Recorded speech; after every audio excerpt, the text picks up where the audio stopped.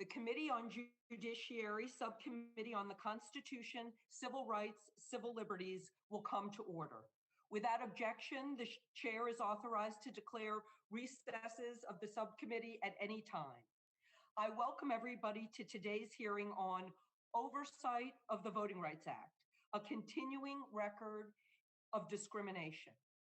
Before we continue, I'd like to remind members that we have established an email address and distribution list dedicated to circulating exhibits, motions, or other written materials that members might want to offer as part of our hearing today.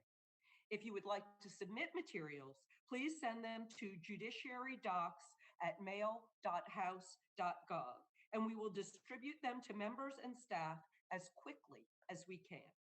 Finally, I would ask that all members and witnesses mute your microphones while you are not speaking. This will help prevent feedback and other technical issues. You may unmute yourself at any time you seek recognition.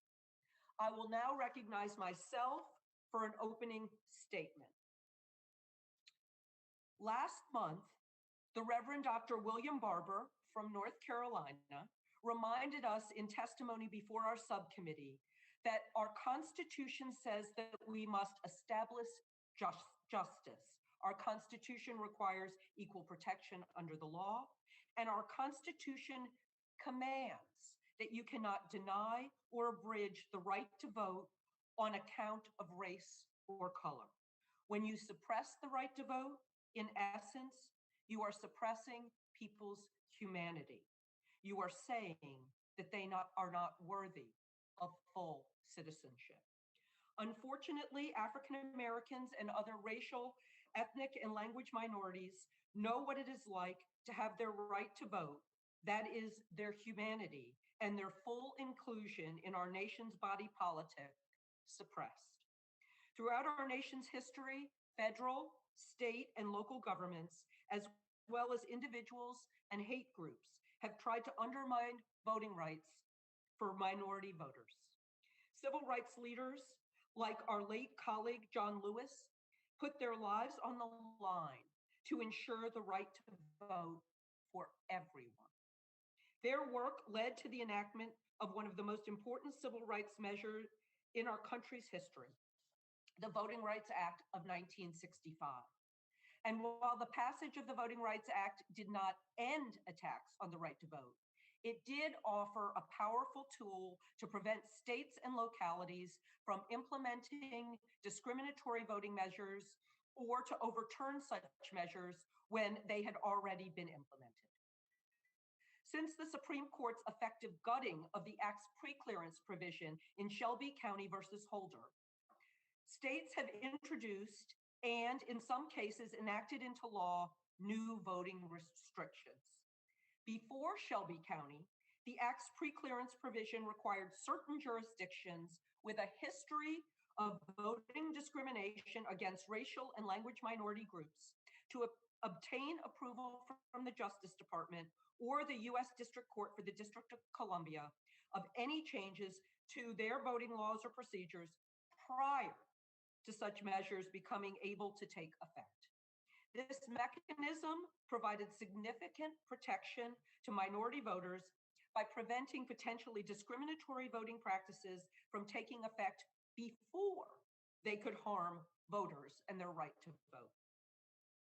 Unfortunately, in Shelby County, the Supreme Court struck down the geographic coverage formula that determined which jurisdictions would be subject to preclearance, meaning that the preclearance provisions remain inactive until Congress adopts a new coverage formula. Last Congress, the subcommittee held numerous hearings in which it gathered significant and extensive evidence of ongoing voter suppression since the Shelby County decision, especially by those jurisdictions that were once subject to preclearance.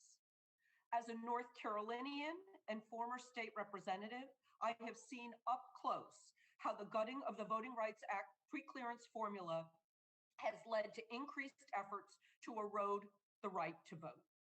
Before Shelby County, many counties within North Carolina were subject to the preclearance requirement.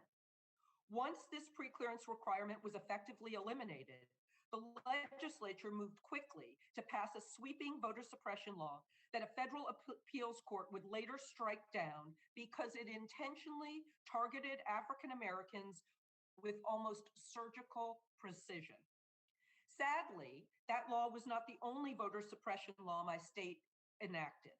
There are ongoing legal challenges to a voter ID law that the state enacted in 2018 to implement a new state constitutional amendment. And other forms of voter suppression continue to impact minority voters' ability to vote in North Carolina.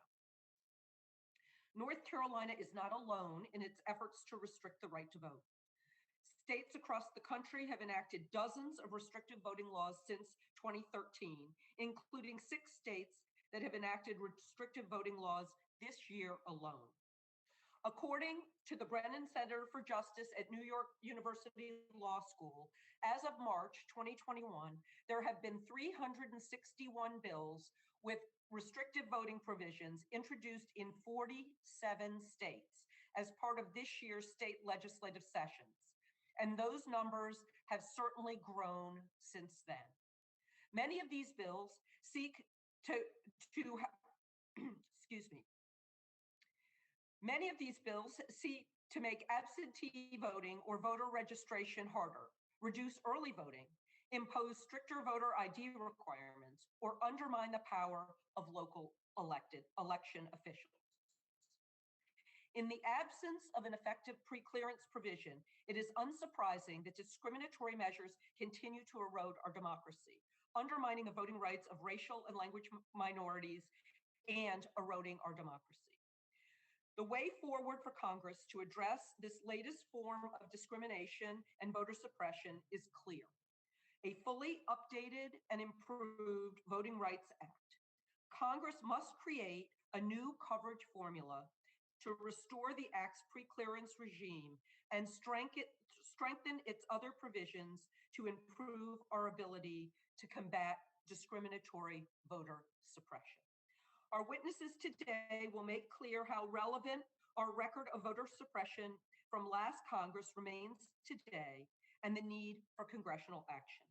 I thank our witnesses for joining us today and look forward to their testimony. It's now my pleasure to recognize the ranking member of the subcommittee for this subcommittee hearing, the gentlelady from Minnesota, Ms. Fischbach, for her opening statement. Thank you very much, Madam Chair. Voting is a fundamental right in the United States. The election clause of the U.S. Constitution gives state legislatures the authority to prescribe the times, places, and manner of holding elections. The 15th Amendment requires that states ensure that voting is accessible and available to every American. In 1965, Congress passed the Voting Rights Act to overcome state resistance and barriers that prevented minorities from exercising their right to vote guaranteed by the 15th Amendment.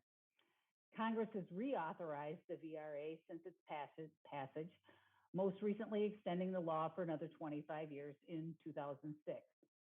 However, at that time, Congress did not alter what is known as the coverage formula for the VRA, and so states and counties who had violated their citizens' voting rights in the 1960s and 1970s were still required to undertake onerous steps to update their voting laws regardless of their more recent records.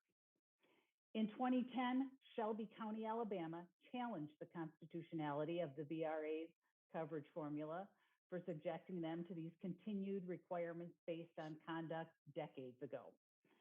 It is worth noting that between 1965 and 2010, Shelby County and the cities and towns within it had submitted at least 682 requested election law changes to the Department of Justice in accordance with the VRA, and the DOJ had objected to just 5 of them. In 2013, the Supreme Court agreed that continuing to require states to pre-clear election law changes based upon conduct from decades ago was an unconstitutional invasion of state sovereignty. In announcing its opinion in Shelby County v. Holder, the Supreme Court found that, and I quote, "the conditions that originally justified these measures no longer characterize voting in the covered jurisdictions, end quote. Some of my colleagues argue that the court's opinion in Shelby County has unleashed a flood of state election law changes designed to disenfranchise minority voters. But this is a misunderstanding of the intent and a result of state election changes. Georgia, recently in the news for its law to tighten election security after a very controversial election cycle, has higher rates of African-American voter registration and participation, according to the Census Bureau data, than Democratic-controlled states of Illinois, New York, and California. Similarly, Arizona, another state recently under scrutiny for its election laws, has higher voter turnout among minority groups than neighboring California. Laws designed to increase election security and integrity are not the same thing as voter suppression or voter discrimination. After a very controversial election, many states should indeed re-examine their election laws for ways to promote greater voter confidence in our election system. The court's decision in Shelby County in no way invalidated existing voting protections in the VRA or other federal laws, and authorities have continued to use these laws when appropriate.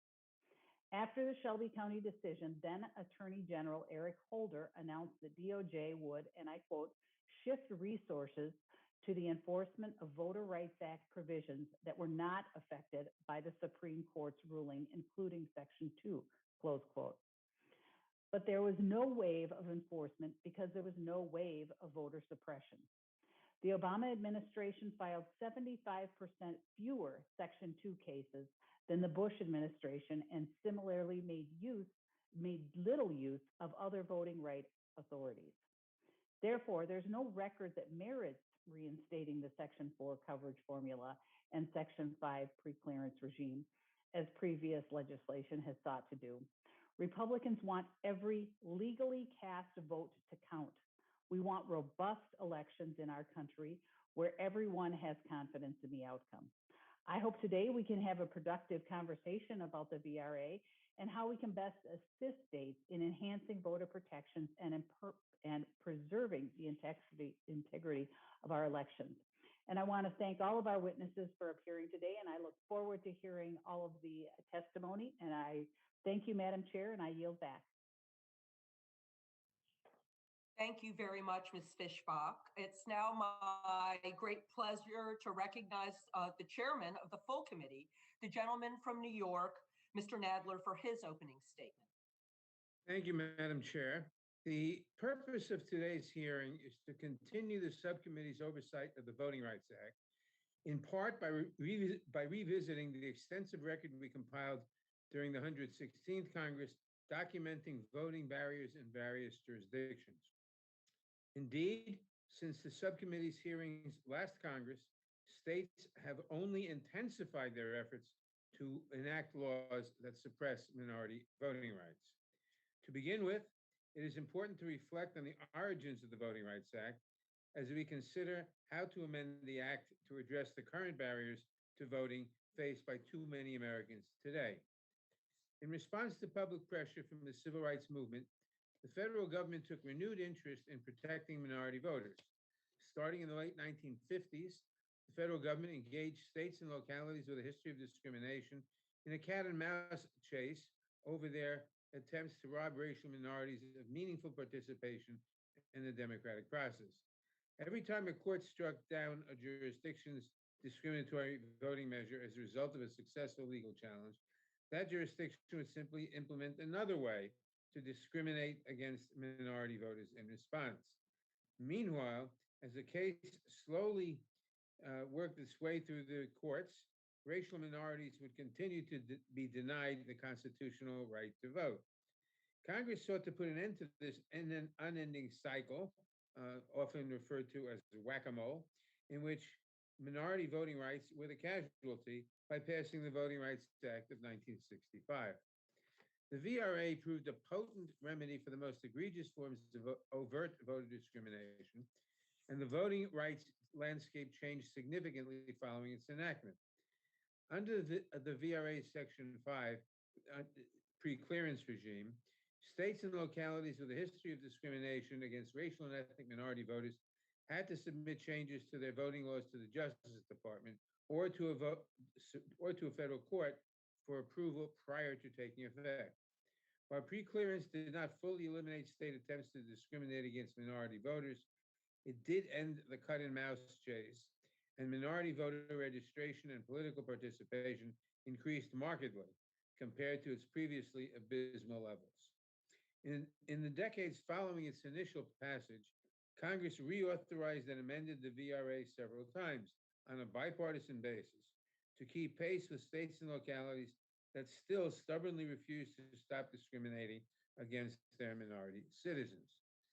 In 2013, however, the Supreme Court effectively gutted the Voting Rights Act's most important enforcement mechanism, its Section 5 preclearance provision, in its disastrous ruling in Shelby County versus Holder. In that decision, the court struck down the formula for determining which states and localities are subject to preclearance, effectively rendering the preclearance provision null and void. In her dissent, the late Justice Ginsburg compared throwing out preclearance when it has worked and is continuing to work to stop discriminatory changes to throwing away your umbrella in a rainstorm because you're not getting wet. Last Congress, we heard testimony from dozens of witnesses about examples of voter discrimination post-Shelby County that illustrated this point.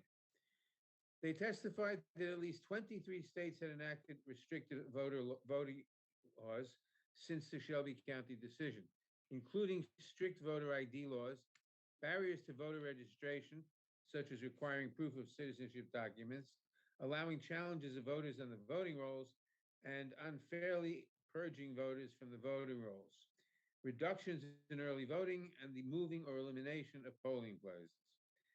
In fact, within just 24 hours of the Shelby County decision, both Texas Attorney General and North Carolina's General Assembly announced that they would reinstitute draconian voter ID laws. Federal courts later found that both laws were intentionally racially discriminatory. Unfortunately, these are just two of the most egregious examples of state and local efforts to discriminate against minority voters from the past 8 years. Indeed, since the subcommittee began examining these issues last Congress, these efforts have only intensified. As of May 24th, the nonpartisan organization Voting Rights Lab is tracking 410 anti-voter bills at various stages of the enactment process.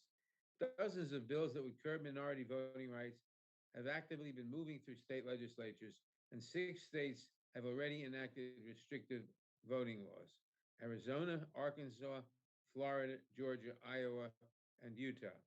These recent bills have been justified under the false pretense of addressing the baseless allegations of voter fraud in the 2020 election that had been promoted by former President Trump and his allies.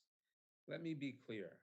There is absolutely no evidence that significant voter fraud or voting irregularities in any way affected the outcome of the 2020 election. And it is clear that these laws will suppress minority voters. Prior to Shelby County, the Voting Rights Act had been an unqualified success in helping to reduce discriminatory barriers to voting and expanding electoral opportunities for people of color to federal, state, and local offices. While it continues to play an important role in remedying discriminatory barriers to voting, the VRA remains weakened without an effective pre-clearance provision. Too many Americans are still denied the right to vote because of their race, ethnicity, or language minority status. Without the full protection of the VRA, the right to vote remains under considerable threat. I look forward to hearing from the excellent witnesses participating in today's panel on how we can best strengthen the VRA, and I yield back the balance of my time. Thank you very much, Chairman Nadler. We are going to go right into our witness testimony right now and thank them very much for being with us this morning. We welcome our witnesses, and I will now introduce each of the witnesses, and after each introduction, we'll recognize that witness for his or her oral testimony. Please note that each of your written statements will be entered into the record in its entirety. Accordingly, that I ask that you summarize your testimony in 5 minutes. To help you stay within that time, there's a timer visible on your screen in the grid view, and I may remind you. Before proceeding with the testimony, I'd like to remind all of our witnesses appearing on that you have a legal obligation to provide truthful testimony and answers to this subcommittee, and that any false statement you make today may subject you to prosecution under Section 1001 of Title 18 of the United States Code. Our first witness is Janae Nelson. Ms. Nelson is Associate Director Counsel of the NAACP Legal Defense and Education Fund, Inc. She is also a member of LDF's litigation and policy teams and was one of the lead counsel in Beasy versus Abbott, a federal challenge to the Texas voter ID law. Prior to joining LDF in June 2014, she was Associate Dean and Faculty Scholarship and Associate Director of the Ronald H. Brown Center for Civil Rights and Economic Development at St. John's University School of Law, where she was also a full professor of law. Ms. Nelson received a JD from the University of California, Los Angeles School of Law, where she served as articles editor of the UCLA Law Review. She received her BA from New York University. Upon graduating from law school, she clerked for the Honorable Theodore McMillan on the United States Court of Appeals for the Eighth Circuit and the Honorable David Corr on the United States District Court for the Northern District of Illinois. Ms. Nelson, you are recognized for 5 minutes. Thank you. Good morning, Chairwoman Ross, Chairman Nader, and Ranking Member Fishbach, and members of the committee. My name is Janae Nelson, and I am Associate Director Counsel at the NAACP Legal Defense and Educational Fund. Since our founding in 1940 by Thurgood Marshall, LDF has led the fight to secure, protect, and advance the rights of Black voters. Despite the guarantees of the 14th and 15th Amendments, the Voting Rights Act, and other federal statutes, racial discrimination and targeted suppression of the Black vote persists. In the years since the infamous 2013 Supreme Court decision in Shelby County versus Holder, methods of voter suppression have metastasized across the country. By disabling Section 5 of the Voting Rights Act, the Shelby decision unleashed devastating attacks on the voting rights of racial and language minorities. But in that decision, Chief Justice John Roberts expressly invited Congress to update the act to respond to these modern conditions. However, in the 8 years since, Congress has failed to do so, leaving voters of color and our democracy woefully unprotected.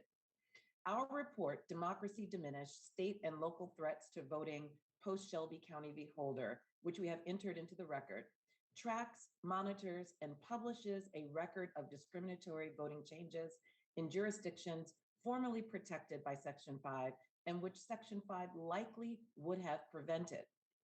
For example, in 2013, LDF sued the state of Texas to stop implementation of its stringent voter ID law, SB 14, the same law previously blocked by Section 5 in 2012 and that Texas revived within hours of the Shelby decision. The litigation produced multiple federal court findings that Texas's voter ID law violated Section 2 of the Voting Rights Act, including a finding of intentional racial discrimination against Black and Latinx Texans. Although LDF and our partners succeeded at improving that law, by the time the case concluded in 2018, thousands of Texas voters had been disenfranchised in hundreds of local, state, and federal elections. In 2016, the largely white city of Gardendale, Alabama, attempted to secede from the more racially diverse Jefferson County School Board. Gardendale's secession would have transferred Black voters from the county school board's election system, in which Black voters have some representation, to Gardendale City Council's at-large election system, in which Black voters have no representation at all. The 11th Circuit blocked the secession in 2018 after LDF successfully proved that Gardendale was motivated by racial discrimination. Also in 2018, LDF filed a suit on behalf of students at Prairie View A&M University, a historically Black university in the majority Black city of Prairie View in Waller County, Texas. The city refused to provide any early voting location on Prairie View's campus during the first week of voting, even though it provided this opportunity to other voters. This denied Prairie View students an equal and adequate opportunity to vote. Although modest modifications were made, that litigation is still ongoing. Finally, in 2019, LDF and other civil rights groups sued to stop Florida from overriding the will of its voters enshrined in Amendment 4 by mandating that people with past felony convictions pay all their civil or other fees before registering to vote. However, the en banc 11th Circuit reversed the district court's favorable ruling, effectively denying voting rights of thousands of people with past felony convictions. Each of the discriminatory voting laws or changes in this representative sample would have been subject to preclearance. Instead, civil rights groups were forced to try to vindicate the rights of voters through protracted litigation. Litigation, while powerful, is a blunt instrument, and elections occurring under conditions later found to be racially discriminatory have consequences that existing methods of defense cannot combat. The inability of courts to retroactively correct these wrongs means that thousands, if not millions of voters are disenfranchised during the pendency of litigation. We urgently need prophylactic legislation that allows federal authorities to stop discrimination before it infringes on the right to vote. It's unacceptable that in 2021, 56 years after the passage of the Voting Rights Act by a bipartisan supermajority, the right to vote remains under threat and underprotected. It is the obligation of this generation of lawmakers to respond to the call of the majority of Americans who support new legislation to protect the vote. Congress must once again use the power enshrined in the Constitution and entrusted to this body to ensure the franchise for all citizens and create a 21st century democracy that is representative of and responsive to our increasingly diverse nation. It is the obligation of this Congress to guard our democracy and to continue the work of perfecting our union by protecting the right to vote. Thank you. Thank you very much, Ms. Nelson.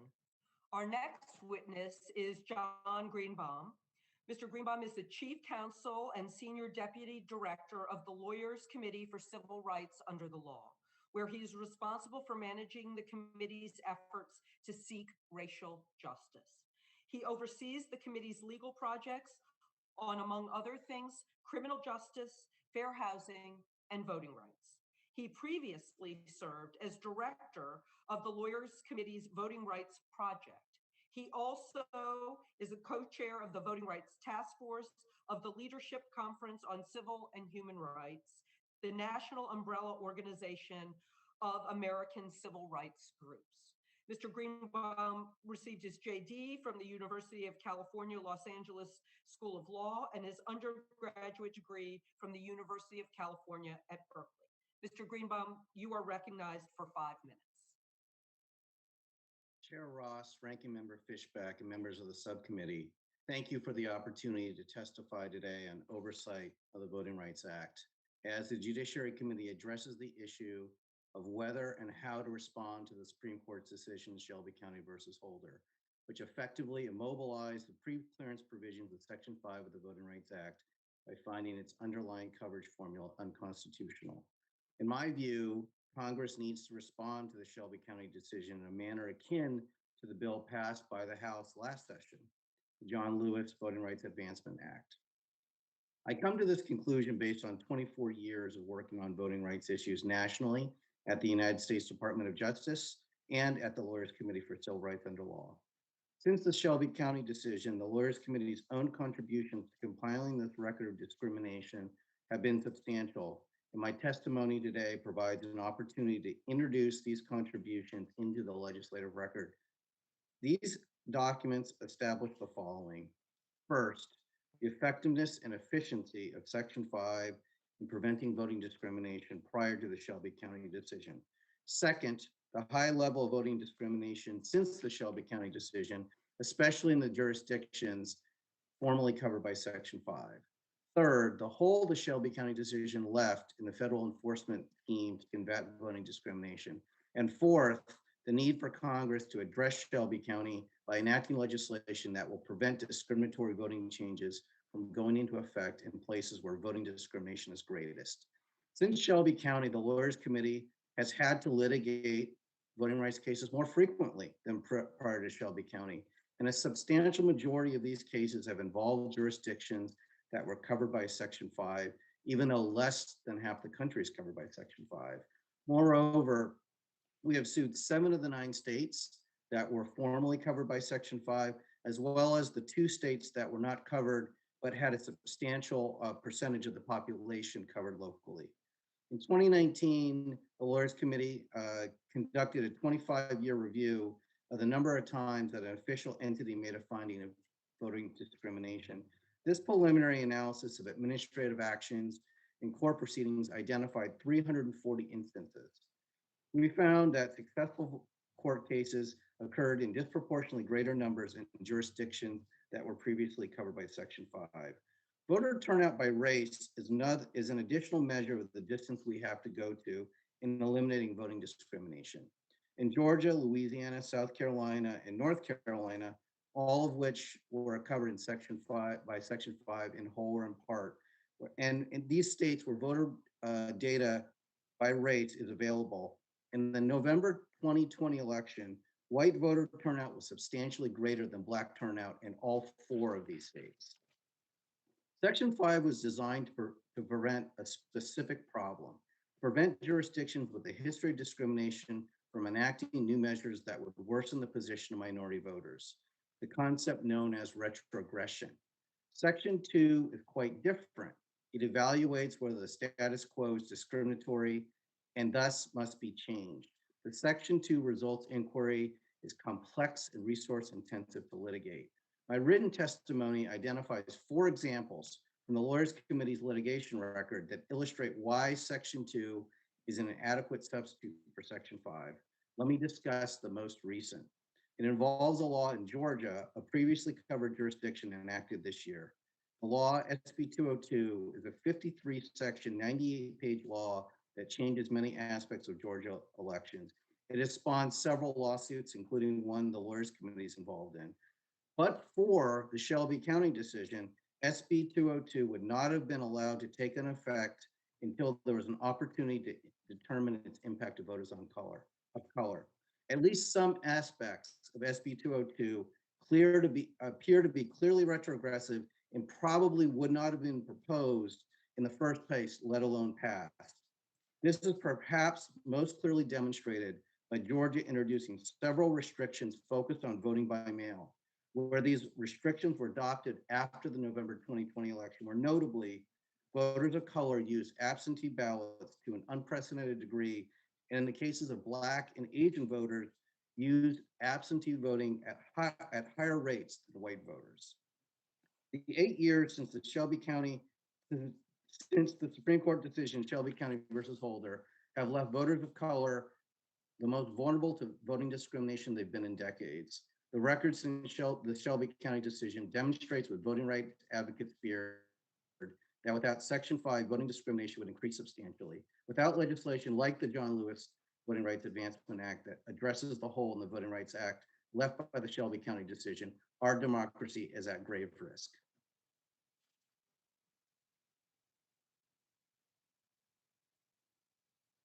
Thank you, Mr. Greenbaum, for your testimony. Our next witness is T. Russell Noble. Mr. Noble is a senior attorney for Judicial Watch, and from 2005 to 2012, he served as a trial attorney in the Civil Rights Division of the U.S. Department of Justice, including 5 years in the division's voting section. He also previously was a legislative assistant for a member of the House Financial Services Committee. Mr. Noble received his JD from the Mississippi College of Law and his BA from University of Mississippi.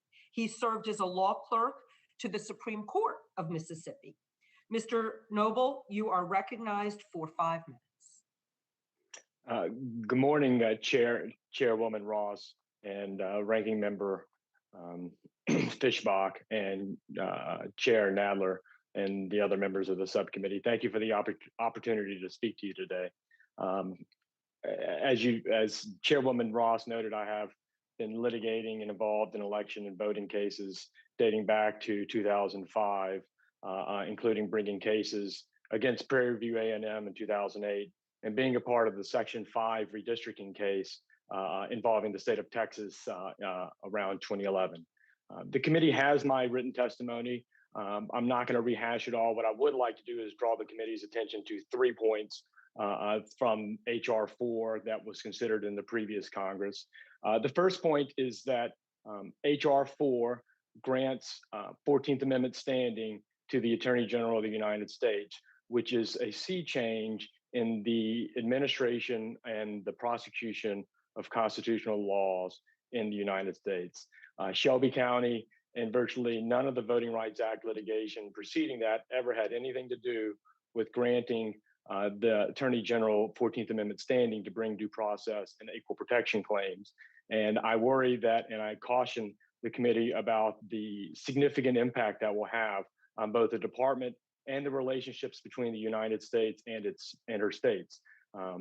Second point I would like to talk about in HR 4 is the new coverage formula that has been proposed. I believe it's been it's the same formula that's been around since 2014, though I'm sure it's changed some. The new formula actually sets up an incentive system so that activist groups will go around targeting jurisdictions, and it replaces the previous data-driven metric for determining coverage under Section 5, which was struck down in Shelby. Now, Shelby, it's important to note, wasn't struck down because it relied on data. It was a question about whether or not the data was adequate enough based on 1965 to reauthorize Section 5 in 2006. And so the problem with the coverage formula proposed in HR 4 is it shifts away from a data-driven metric and moves to something called a voting rights violation or a voting violation. And that is very broadly defined. And as the committee may know, there are a lot of reasons why jurisdictions will settle a voting claim brought against it without any consideration as to the legitimacy of the claims. There's obviously political questions, public finance questions, and good faith reasons to settle that have nothing to do with their view of the legitimacy of the claims. And the third point I'd like to draw to the committee's attention is the proposed nationwide coverage of Section 5 or a Section 5 light as being considered. Whatever you can say about the current circumstances of voting litigation and voting rights issues and disputes, it's safe to say that if the circumstances weren't bad enough to provide Section 5 coverage nationwide in 1965, it's hard to see the data supporting driving or data supporting covering the nation in Section 5 coverage in 2021. Again, I appreciate the opportunity to speak to the committee, and I look forward to answering any questions. Thank you, Mr. Noble. And you get a gold star for coming in under time. So thank you for doing that so quickly. Our final witness is Wendy Weiser. Ms. Weiser directs the Democracy Program at the Brennan Center for Justice at New York University School of Law.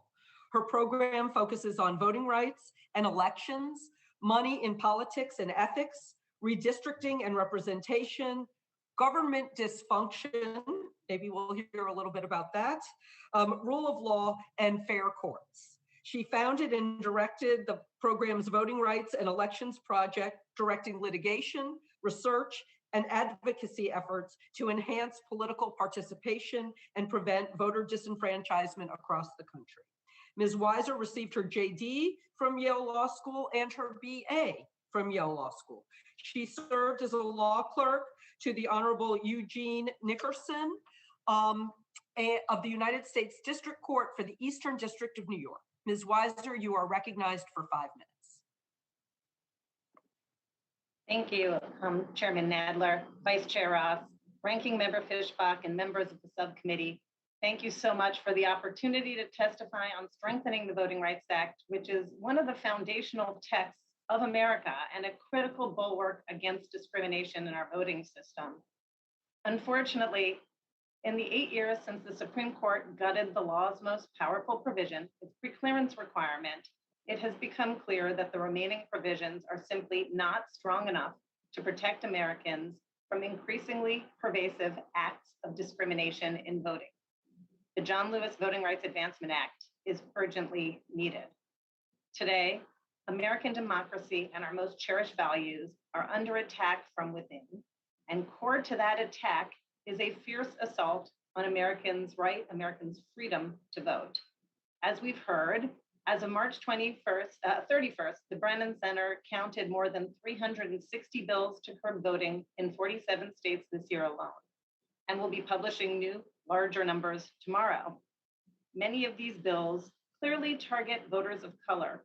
They restrict access to voting options that voters of color used in recent elections, and they even empower poll watchers to harass or intimidate voters with fewer limits.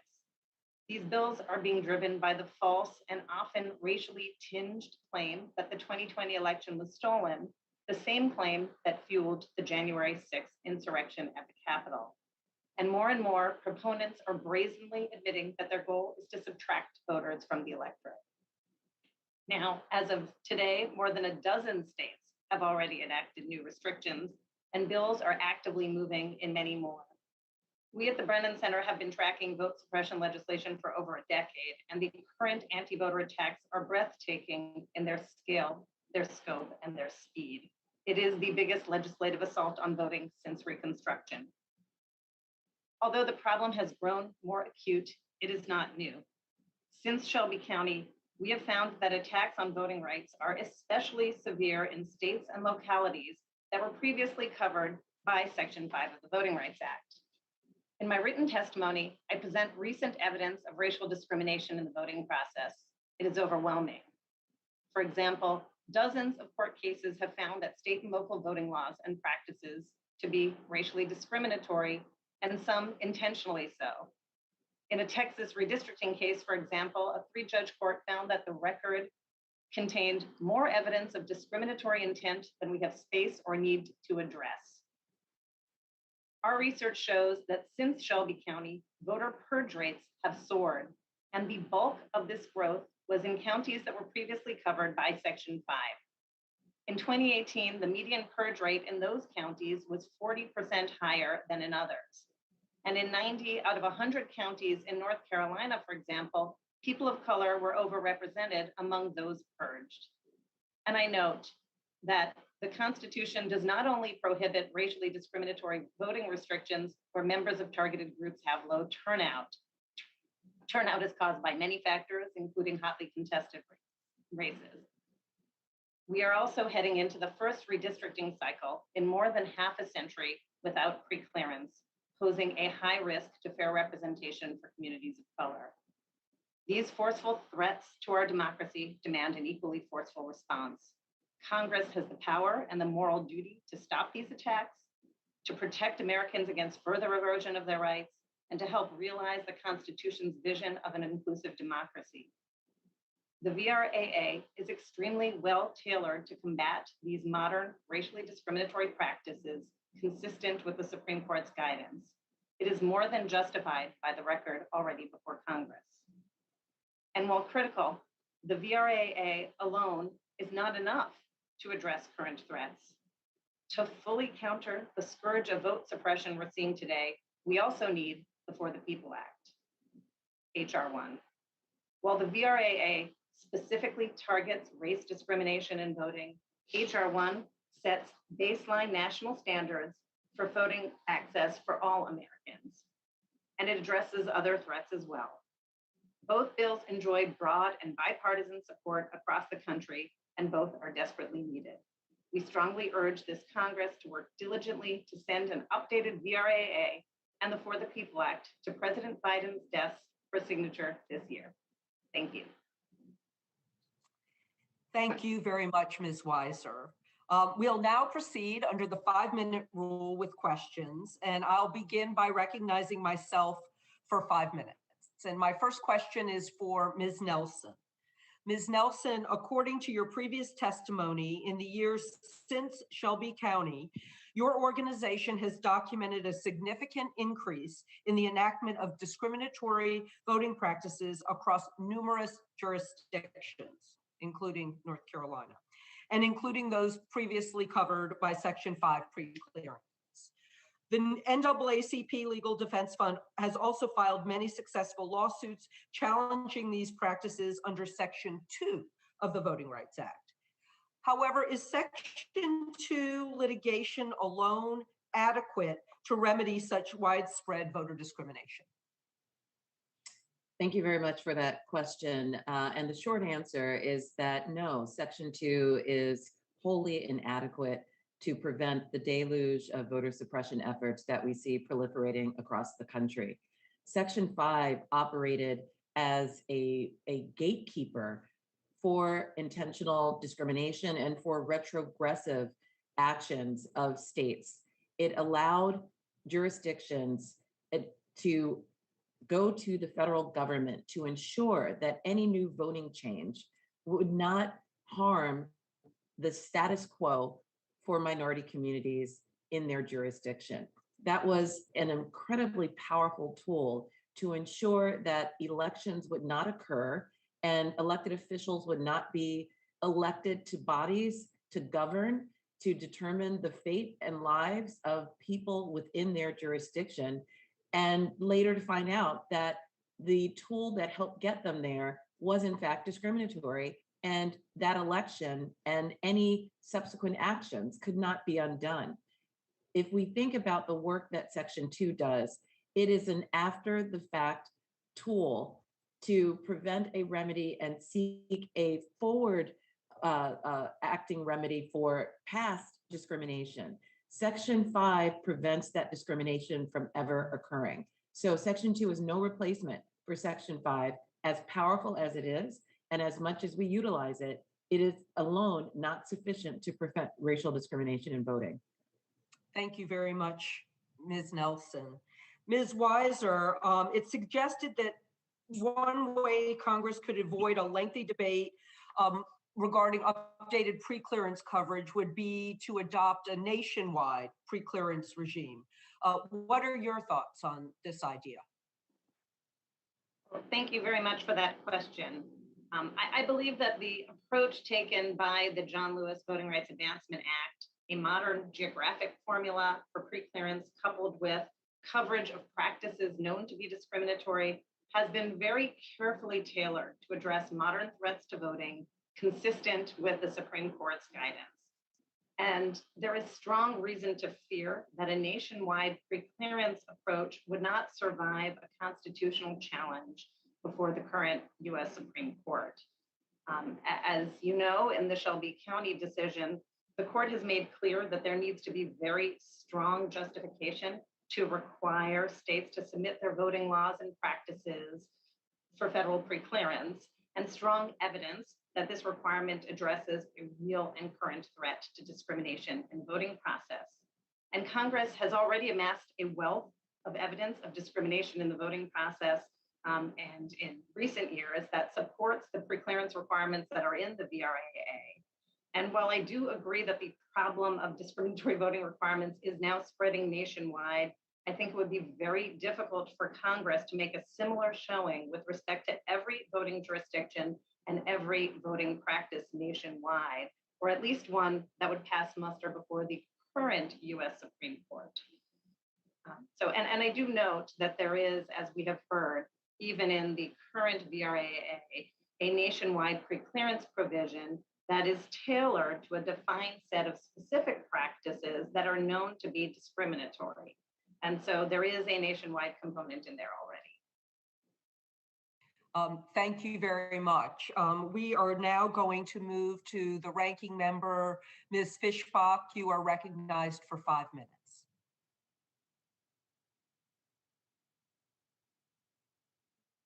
Ms. Fischbach, we can't hear you.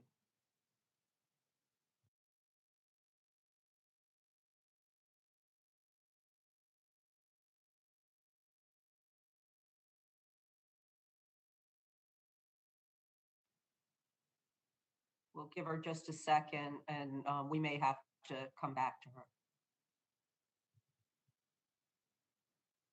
Ms. Fishbach, we can't hear you, so I'm going to go to Chairman Nadler, and then hopefully you'll be ready when he finishes. So Chairman Nadler, you are recognized for 5 minutes. Thank you. Ms. Weiser, in striking down the VRA's coverage formula in the Shelby County decision, the Supreme Court emphasized that the extraordinary remedy of Section 5 preclearance must be justified by current needs. The court noted that the increase in minority voter registration and participation in covered jurisdictions since the VRA's initial enactment demonstrated that preclearance formula did not reflect current needs. The court suggested that widespread voter discrimination was a problem of the past. How do voting laws and practices your organization has documented in the last decade demonstrate that despite what the Supreme Court suggested in 2013, widespread voting discrimination continues to persist in jurisdictions previously covered by Section 5, even before the court's decision in Shelby? Thank you, Chairman. We have been documenting since both before and after the Shelby County decision a growing push to restrict access to voting across the country and growing discriminatory voting measures at both state and local levels. In the immediate aftermath of the Shelby County decision, there was a flood of new state laws and even local practices that were immediately put into effect that had been previously blocked by Section 5 of the Voting Rights Act. And we've heard an example already, 2 examples already from Ms. Nelson, and that were put in effect only later to be challenged for years before being struck down as discriminatory. And I note that the VRAA is very well tailored to address these modern threats to voting that we're seeing today. Unlike the prior Section 4, the touchstone is not registration and turnout numbers. It is actual proven acts of discrimination that this Congress is amassing. And there are a lot of them in the records that have been out there today. Ms. Nelson, do you see parallels between the current post-Shelby era and the unending cycle of voter discrimination litigation that defined the pre-VRA Section 5 era? Absolutely. We were litigating cases well before Shelby County versus Holder and continue to do so after Shelby County released just an onslaught of attacks on the right to vote. We saw literally the day of the decision, states that were previously covered under Section 5 resurrecting the same laws that the federal government had said were discriminatory and putting them into effect. If that doesn't indicate the willingness of too many jurisdictions in our country to knowingly implement laws that they know will discriminate against American voters, then I don't know what other proof we need. And so there is a direct line between the efforts pre-Shelby and those that are now permitted post-Shelby. Thank you. Mr. Greenbaum, you note in your written testimony that an oft-overlooked side effect of the Shelby County decision is the reduced number of federal observer appointments under Section 8 of the VRA. Instead, DOJ has relied on so-called monitors to ensure jurisdictions with a history of discrimination conduct the election process in a fair manner that does not disenfranchise minority voters.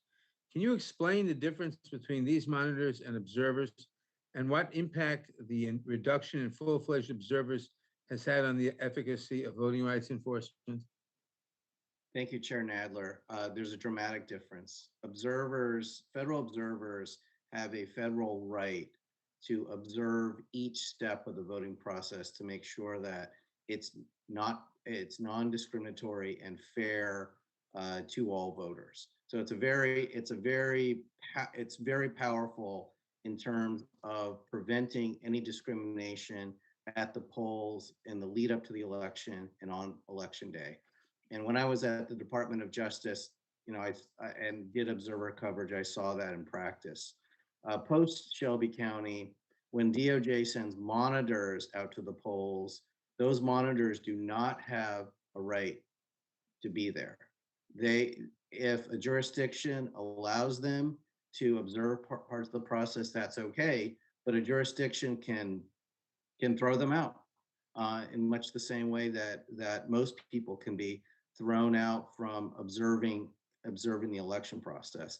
So that protection against discrimination that exists when you have the federal observers is gone away. And one of the things that we're seeing in some of the legislation that's being proposed in states this year are rules that are going to make it more difficult for poll workers to be able to throw out partisan poll watchers who may be disruptive. I think in one state, Texas, they're even contemplating allowing partisan poll watchers to be able to videotape what's going on at the polls, which has a long history of photographing and videotaping being a measure that's been used to intimidate voters of color. Thank you. My time has expired. I yield back. Thank you, Mr. Chairman. We're going to try Ms. Fishbach again. Ms. Fishbach, are you still with us?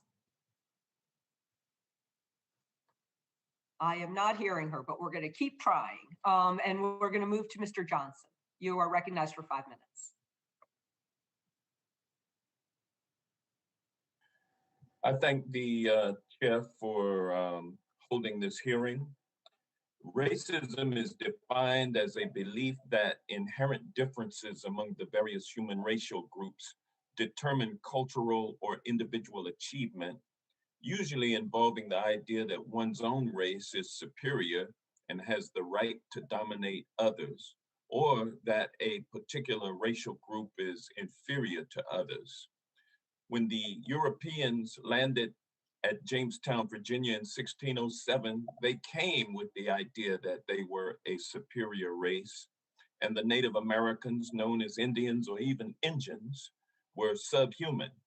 And this idea of white supremacy was further evidenced with the start of the transatlantic slave trade just 12 years later in 1619, 401 years ago. Racism has never suddenly disappeared from the hearts and minds of the people it afflicts. And in fact, racism has been foundational and permeates the soil of America. It has manifested itself in the area of voting rights for non-white people in America. Because racism still exists in America, the racist knife of voter disenfranchisement is alive and well. The lie of voter fraud in American elections is just the latest iteration. It has entrenched itself into the American psyche and proven resistant to fact checks and studies. The poison of Donald Trump's big lie has put our democracy in peril. The protections embedded in the 14th and 15th Amendments to the United States Constitution enable Congress with the responsibility to pass laws that protect and enforce the sacred right to vote. I thank the chairman for continuing this subcommittee's commitment to upholding and protecting that fundamental right. Ms. Nelson, in your written testimony, you state that the Voting Rights Act pre-clearance process was, quote, successful at dismantling the continuation of Jim Crow subjection in the electoral arena. Can you explain to us why the Voting Rights Act was so successful and how did it achieve success? Act was tremendously successful. In fact, it wasn't until the Voting Rights Act was passed that our democracy really earned its name. And it fulfilled the promise of the 15th Amendment that the right to vote should not be denied because of race, color, or previous condition of servitude. And it advanced the 14th Amendment's guarantee of equal protection under the law. And it did that in many ways. It, for example, banned literacy tests that we know were used to disenfranchise African Americans. It provided protections through Section 2 of the Voting Rights Act by allowing the government and civil rights organizations and individuals to bring lawsuits against tests and devices and any other method of affecting the right to vote that ultimately resulted in discrimination because of race. And all importantly, it created Section 5, which was a filter for discrimination in our society. And not only did it allow a federal district court in DC or the Department of Justice to examine new laws in certain jurisdictions, it also had a chilling effect in those jurisdictions and made them think twice before they would introduce a law that could potentially have a discriminatory impact on African American and other marginalized voters. So well, let me stop you right there and turn your attention to the fact that in Georgia, premised upon the big lie, in Georgia and in other states, laws have been signed into operation. And I'd like for you to describe how those laws, based on not having Section 5 pre-clearance requirements, how these laws are acting to suppress the votes of Black people and people of color in America. Yes, we are actually engaged in litigation in Georgia because of the law that was recently passed that on many aspects, but particularly mail-in voting. And we know that that is a direct result of the fact that many African Americans availed themselves of this all-important tool and widely embraced tool to vote up until recently because they turned out in record numbers. And this was a direct backlash to that impressive turnout and that impressive exercise of the fundamental right to vote.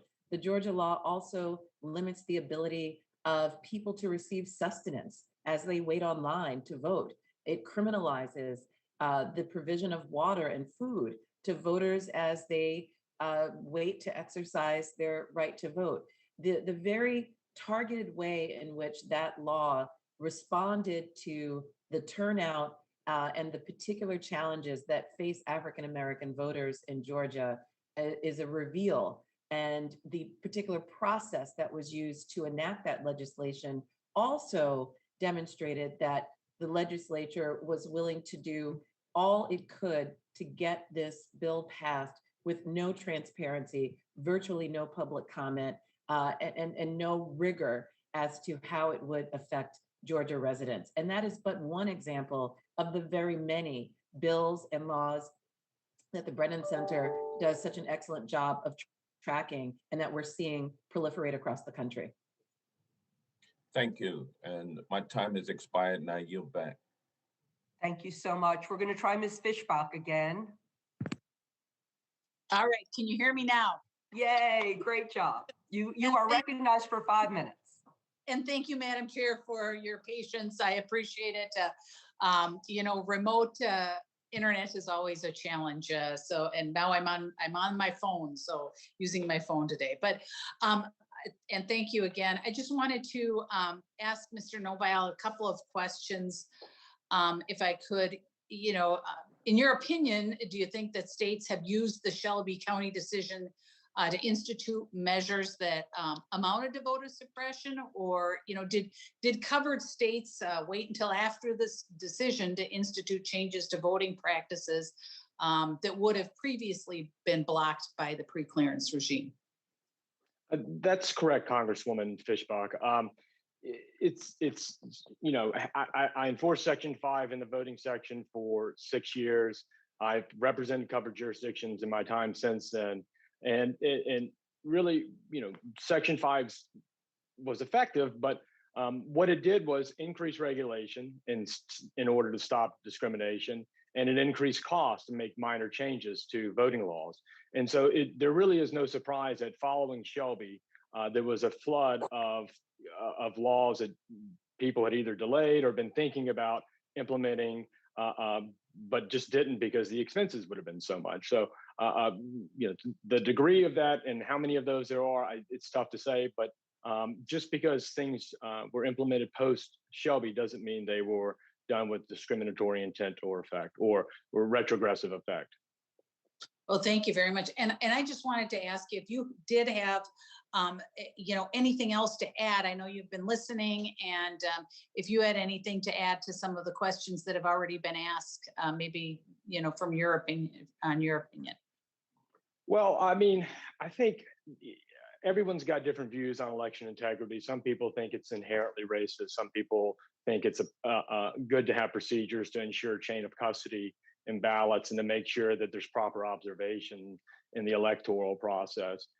As you know, as everyone knows, Arizona is undergoing an audit as we speak right now. There was a series of letters from the Secretary of State, and the sum of some of her complaints was that there was an inadequate chain of custody of the ballots during the auditing process. And basically what she's arguing is that there's inadequate chain of custody post-election through the audit to justify the legitimacy of the audit.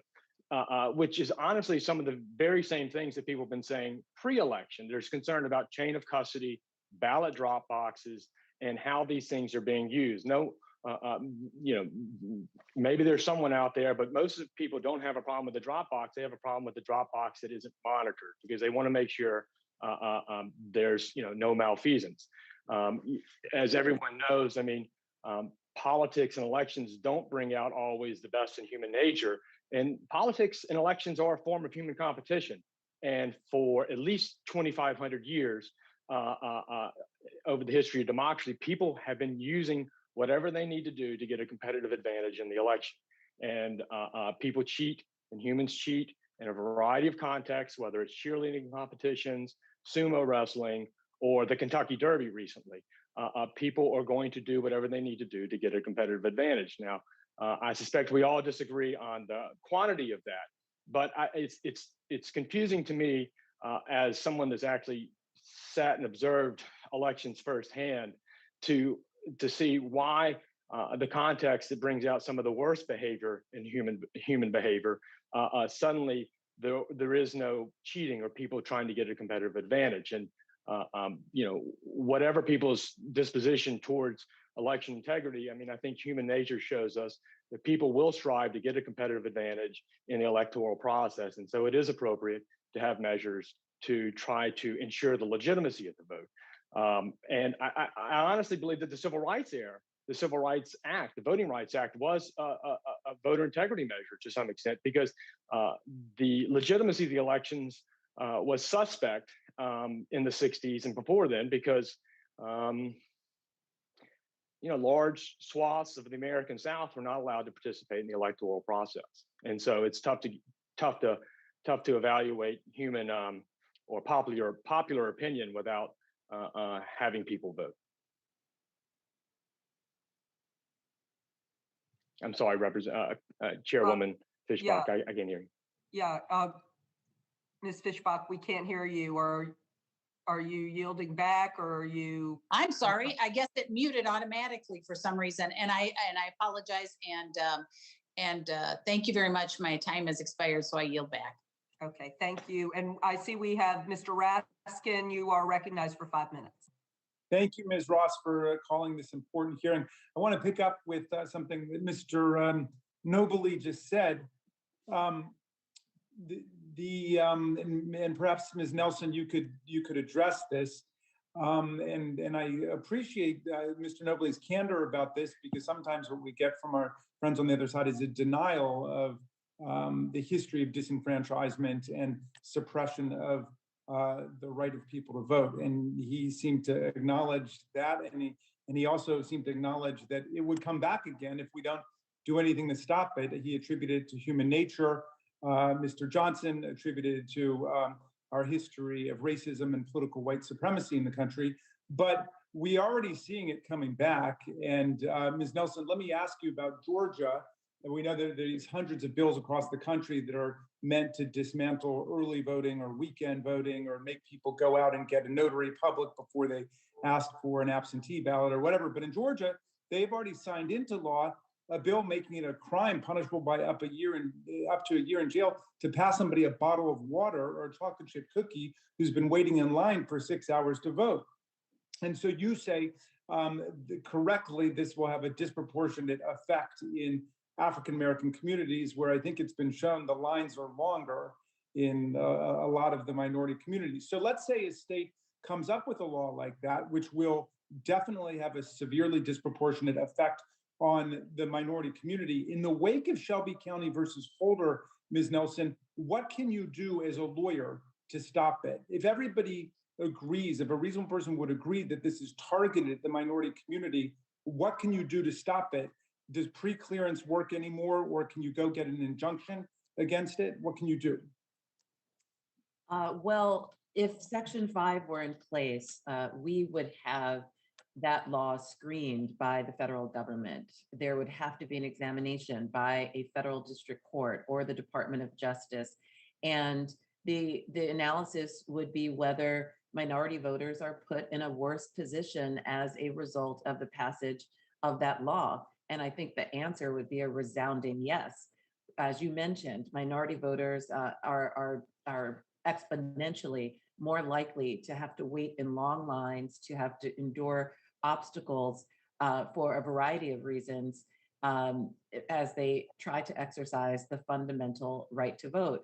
And there have been studies in Georgia that show that Georgia voters waited in longer lines this past election and in previous elections.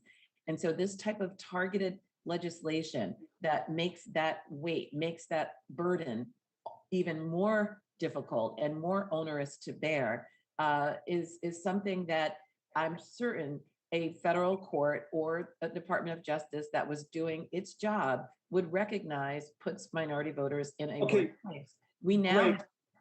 I'm sorry. So and now, what do you have any means in your arsenal to deal with it now? Yeah, we can use Section 2 as we are and the Constitution to bring litigation to try to seek injunctive relief, but that is a very, very high bar. Courts are not inclined to grant injunctive relief without a very significant showing of a likelihood of success. And the hope is that that injunction would be granted before any election occurs.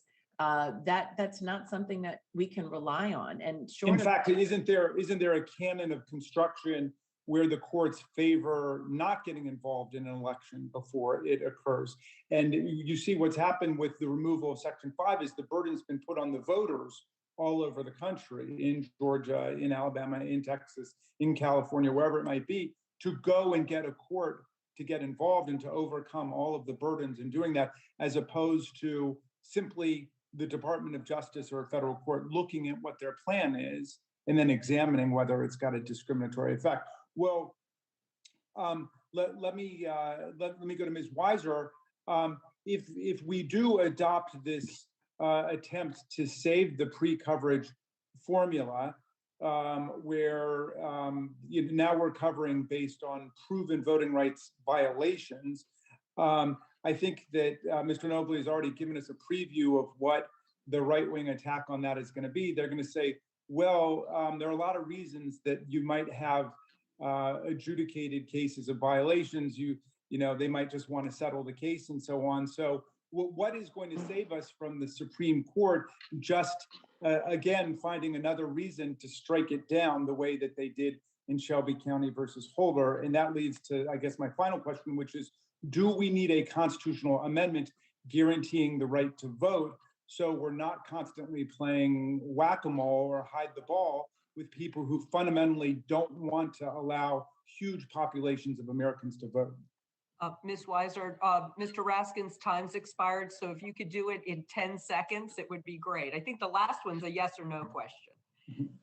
The last one is that would certainly help, but I don't think it is necessary because properly interpreted under current doctrine, the Constitution does protect the right to vote, not only through multiple amendments, but also through the First and 14th Amendments. On the proven cases of discrimination, I think the Mr. Noble's objections seem to only be to the settlements prong. I think that there aren't other reasons why there would be judgments or, and I do think on the settlements, if they are excluded then you will certainly lose a bunch of instances of discrimination. This is something that Congress can balance the incentives on both sides. And you know, that. Thank you for doing that. And Ms. Garcia, you are recognized for 5 minutes. Thank you, Madam Chair, and it's great to see you at the gavel. And to the ranking member, I'm so sorry about all the technical problems.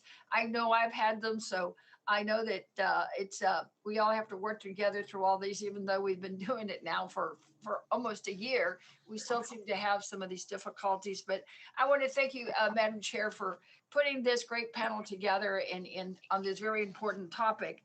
It's important that we note that the Voting Rights Act, in its history, as my colleague Representative Raskin has mentioned, has a rich history of the need for the act, and it is, as one of the witnesses said, it kind of puts a ribbon on what our democracy is, because it is in fact the right to vote that helps us protect all our other rights. So that's why it is so important that we have this discussion, because it's not really just about protecting the rights to vote for Latinos and for African Americans and Asian Pacific and Americans, is to protect everyone's right to vote. So even when attempting to register, organize, or assist voters in registration, sometimes it's meant risking our jobs, it's meant risking our lives, it's meant putting our homes and ourselves at risk. But people have a right to vote, and we've got to make sure that they can exercise that right. It's unfortunate that even with this rich history that we fast track to today, we are still finding these assaults on our democracy through assaults on the right to vote. It has been mentioned already by many of you and some of my colleagues. Texas, regrettably, is a leader in this area. Our Republicans today are in Austin legislating, and has been mentioned, Georgia has passed some laws. Now Texas is trying to mirror passage of all those laws to restrict the right to vote and making it harder for communities of color and people to be able to cast their ballots. So in light of this attack on voting rights and extreme concerns about the impact to our communities, it is important that I share with you, and I ask for unanimous consent to add to the record, a letter from the Texas Congressional Delegation to the Department of Justice to provide what actions the department may take to review and challenge these laws from Texas should they become law. Session's still about 3 or 4 more days to end, so we will know soon just what we'll have to challenge. The 2020 election has repeatedly shown to be secure, safe, and accurate. And in Texas, this last election brought the highest turnout in 30 years. So it's no surprise that we're seeing all these additional suppression and intimidation through the ballot, through these laws that are being proposed. So I implore my colleagues from across the aisle in Texas to stop attempting to suppress the minority vote and let the people vote. That is the core of our democracy. So I think it's high time that we pass the John Lewis Act. I also, Madam Chair, wanted to include a unanimous consent for a letter from the congressional delegation to Majority Leader Schumer, urging him to pass their companion bill. Also, of course, a copy of my written testimony from June 2014, when I was a state senator, when I spoke before the Senate Judiciary Committee on updating the Voting Rights Act in response to the Shelby case. So, Madam Chair, I ask for unanimous consent. All great additions to the record. All right, thank you, ma'am. So I want to start, Ms. Nelson, with you. You know, Mr. Raskin put you through some of the items that have been passed in Georgia. I'm sure you're keeping track, as many of you all are, of the bills that are being proposed in Texas. And the question becomes, you know, how are we going to really be able to challenge it? What would be the cost of litigation should we choose to challenge any one of these bills that unfortunately at least a couple of them are getting through? If we can't do it under Section 5, and then we've got to use the constitutional basis, it's a hard bar, as you said. But what about the cost? I mean, can your average litigant afford this? That's an excellent question. And just in brief, no, these cases cost hundreds of thousands of dollars and sometimes into the millions to litigate.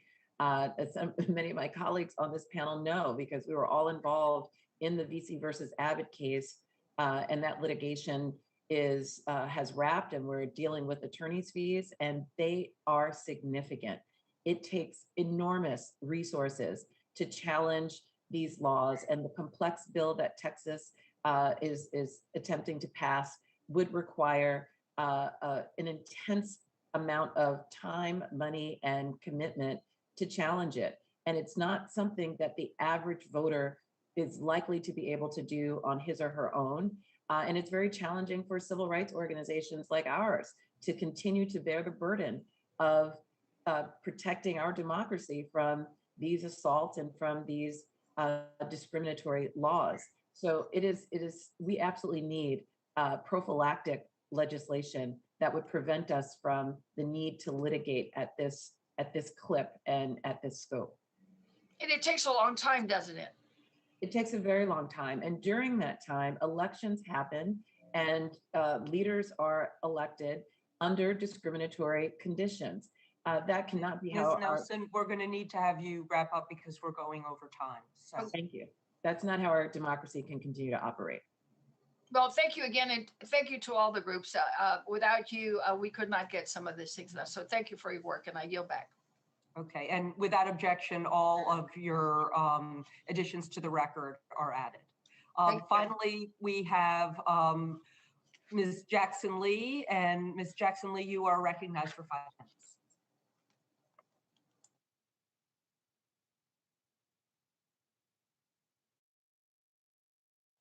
Thank you very much, Madam Chair. And thank you to the witnesses for their testimony. I was openly want to submit 5 articles into the record and would like to specifically read a quote into the record. One article says, racist voter suppression, Texas laws keep Latinos from the ballot box. And a particular quote, Texas has a long history.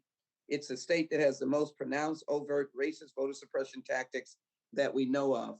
I can assure you that is extremely accurate in much as that my district is a voting rights district.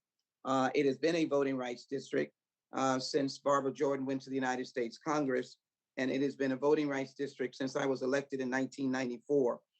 But for the NAACP Legal Defense Fund and Council, this district would be the target along with others for extinction. Right now, we are in the line of redistricting, and we are likewise the target. So I want to ask these questions, and I cannot, Madam Chair, see the time, so I appreciate your help. I'd like to ask this to Mr. Greenbaum, and I'd like to ask the question as well to Ms. Nelson, if you would. There is obviously a discussion about the practical aspects of voting, and that is mail ballots, ballot locations, re-enfranchising felons. Those are all very important, and I advocate for them strongly. Even there is an idea of a voting or a redistricting commission, which one would also note that it may not be a perfect commission in every state. Tell me how pre-clearance Section 5, Mr. Greenbaum, in particular, indicates that the efficiency of Section 5 is the element that gets to stopping what is voting discrimination at the door, and how relevant that is in comparison to forcing the Section 2 procedures.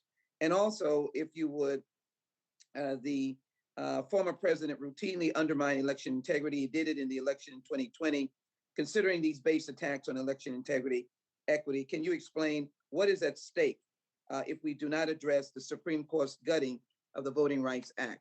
I'd like both of you to answer that question. Realize that my time is probably already gone. Madam Chair, I asked to submit 5 articles into the record. I appreciate that. Thank you. And so both of you answer that question quickly, please. Sure, Congresswoman Jackson Lee. Section 5 is effective and efficient because number one, it stopped voting rights discrimination before discriminatory changes could be put into effect. Employing a pretty straightforward retrogression test, are voters of color worse off under the change than they were before? And, in comparison to that, litigation under Section 2 or other causes of action is time consuming and expensive. Going back to the Texas ID case, that's an example that it took us 3.5 years to successfully litigate. And during that time, there were a lot of elections that took place under the discriminatory law. And then at the end of it, we recovered over $6 million in fees. That's now on appeal. And the state, as of 2016, spent $3.5 million on its own, not to mention the expense of the Department of Justice. Democracy, and really quickly in terms of your second question, I really think democracy is at risk, at serious risk right now. And I think some of the laws that we're seeing enacted in a number of states, we'll see what happens in Texas over the next couple of days. It's really scary. And as I alluded to in my testimony, I think the Georgia law is a great example of that all of a sudden, after a number of years of having vote by mail in Georgia, it's after the election in which in particular Black and Asian voters turned out in large numbers in terms of voting by mail, and in bigger numbers than white voters. Thank you. All of a sudden you have these restrictions. Thank you. Can I quickly go to Ms. Nelson? And as you answer the question, remember pre-clearance for drawn congressional district, a pre-clearance as opposed to a Section 2 action. Why the John Robert Lewis bill is so crucial in restoring Section 5. Ms. Nelson? Again, very briefly, we've run out of time, so. Thank you, madam. I cannot see the clock where I am. Thank you. No, that's okay. Okay. Thank you. Yes, we've talked about the durability of some of these discriminatory laws and decisions and how elections take place in that time frame that we're challenging and litigating them. But I think in the redistricting context, it's even more acute. You have lines drawn that often last the better part of the decade of redistricting that entrench power in a way that is not easily undone. And if we don't have a gatekeeping mechanism, if we don't have the ability to examine these redistricting plans before they go into effect, it will certainly wreak havoc on our democracy and severely undermine the legitimacy of it and of those elected officials who ultimately are produced based on discriminatory redistricting plans. Thank you so very much, Madam Chair. Thank you so very much. I yield back. Thank you. And is Ms. Bush here? I don't know. I haven't seen her. If she is not, then this concludes today's hearing. Oh, are you here, Ms. Bush? Yes, yay. Okay, you are recognized for 5 minutes. All right, thank you very much. And St. Louis, and I thank you, Madam Chair, for convening this hearing. To all of my colleagues here today and elsewhere, we are running out of time. Republicans have been scrambling to suppress votes, and they are doing so with urgency. As of March, more than 250 laws have been introduced in at least 45 states aimed in doing one thing, which we all know: silencing the voices of Black and Brown and Indigenous voters. From Georgia court challenges to the Georgia court challenges to the 2020 elections, to the ongoing election audits in Arizona, Michigan, and New Hampshire, the Republican Party has planted their flag, and it is squarely in the camp of undermining our right to vote. But this is not new, and it will not change if Congress neglects our duty to protect the rights of all people, not just white people, to vote. I want to highlight 3 things today. First, which I know has been stated, The pre-clearance formula, a key element of the Voting Rights Act, which require many states to get federal approval to change their voting laws, is not enough. In fact, several states like my own state of Missouri have not previously been covered by the pre-clearance formula. Our Republican-controlled state government has made clear in recent years that it is committed to surgically suppressing the votes of non-white Missourians, including in predominantly Black communities like St. Louis. Missouri's obstructive voter ID laws have disincentivized thousands of people from even trying to vote. Second, we cannot solely rely on the protections of Section 2 of the VRA, which prohibits discriminatory voting laws. Section 2 is reactionary. It can only be used after states implement their racist voting laws instead of protecting those rights on the front end. The Shelby v. Holder decision made clear that those Section 2 protections are not enough. And finally, it is precisely because of these debates that H.R. 4, the John Lewis Voting Rights Advancement Act, must be accompanied by H.R. 1, has to be, which addresses many voter protections such as preventing voter purges and long wait times and expanding early voting nationwide. As Ms. Nelson mentioned, we cannot rely on the courts to retroactively fix these issues. We have to stop voter suppression before it happens. For those of us in Missouri who were not covered by the pre-clearance formula, and those of us who live in states with a clear pattern of voter suppression, the protections put forward in H.R. 1 are crucial. For these reasons, I call on my colleagues in the Senate to urgently pass this legislation. So, Ms. Nelson, the record here is extensive, but can you please briefly highlight the most problematic changes to voter laws and practices that states have enacted since Shelby County, including states like Missouri? There are so many, but I will try to pinpoint the ones I think are particularly deleterious. Certainly voter identification laws that are targeted to exclude minority voters and that are designed by their particular requirements to make it more difficult to vote. Registration limitations that not only limit the ability of third parties to help register people, they have a deterrent effect on voter registration drives and get out the vote efforts because people are concerned that they may be violating laws and ultimately prosecuted, making voter registration more difficult through needing to produce identification or to request an absentee or mail-in ballot, witness signature requirements, and those types of means of making it just so much more challenging to just access the ballot. And all of this has been greatly exacerbated by the pandemic, where we're putting people at risk if they need to have contact with a third party or go to an administrative office in order to register or exercise the right to vote. There are many other ways in which our voting laws are limiting the ability to turn out and vote. We talked about the criminalization of providing sustenance to voters as they wait. We talked about the idea that many early voting places have been cut short. The hours are not consistent across the country and across even state jurisdictions. There are not often the adequate and equal allocation of voting machines and voting apparatus. I could go on and on. There are so many ways in which our democracy is not equitably administered. Thank you. Thank you. I know you can go on and on. I just have one more quick question. Thank you for that. Well, I think my time is up, but well, thank you. Thank you, Ms. Bush. We're thrilled that you made it, and great question. And this concludes today's hearing. I want to thank all of our witnesses for appearing.